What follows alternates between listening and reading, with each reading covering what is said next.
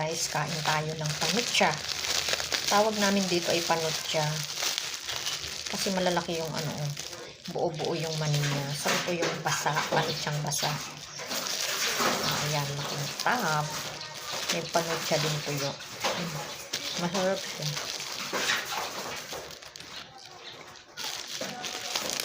Kain tayo guys.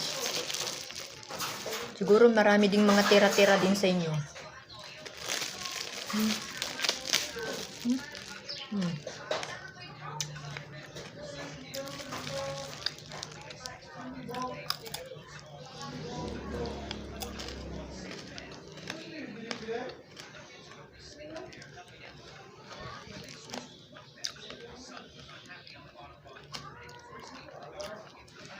Happy New Year sa inyong lahat.